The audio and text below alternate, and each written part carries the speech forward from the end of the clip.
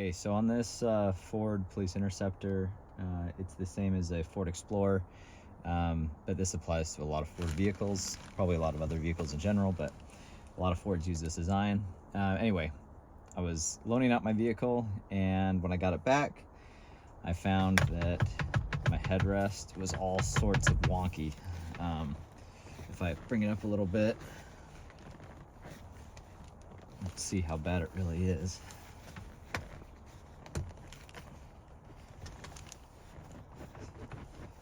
See, it's just really wobbly.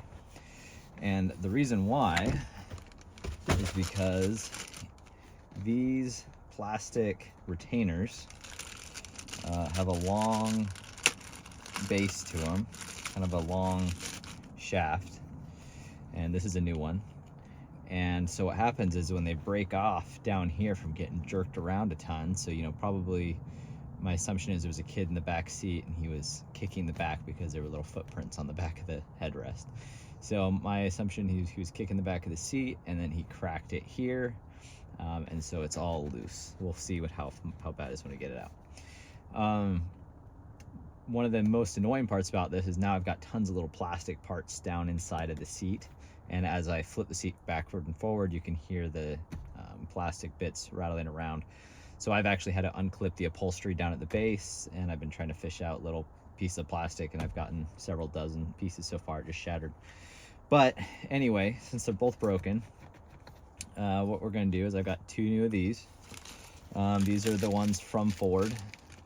I'll put the part number in the description. They are different part numbers based on the color, and this is for black, but they've got them for the gray, the tan.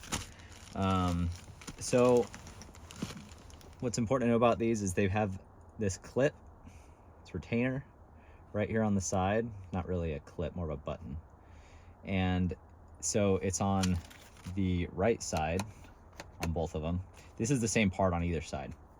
So you just need to get a screwdriver down in there, so about yay deep, and depress, and it should just pop out. So we'll see how easy this is. I haven't done this yet. I don't know if the screwdriver is actually going to even be the right tool for it.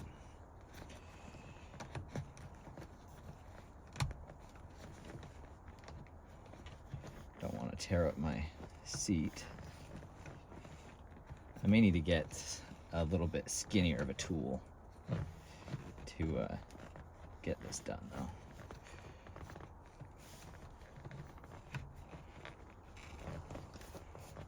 There we go. I feel like I clipped something.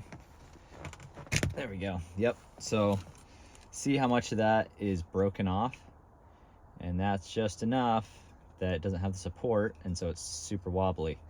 Now I hope there's not so much material down in there that it's not gonna seat, but we're gonna find out. So putting it in, it should just click in on its own.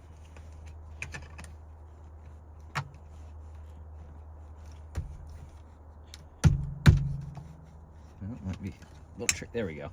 Oh yeah, and I can tell that's really sturdy. Okay, so let's see if I can be a little easier this time. Now that I know what I'm looking for. There we go. Same thing, broken. So, open up another one.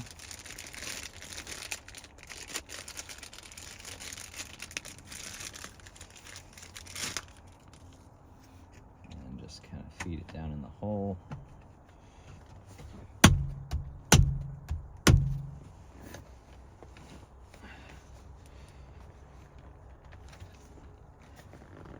There we go.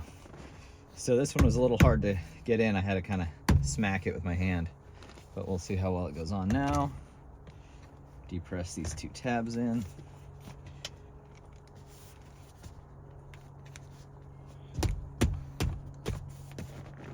And that's all better. Perfect. So a little bit of wiggle, same as the rest of them, but not nearly as bad as it was before. So that's how it's supposed to be. And then that works. So that's all there is to it. I need to fold up the upholstery on the outsides, but hopefully this helps somebody for replacing these parts. They're fairly inexpensive. So Good luck.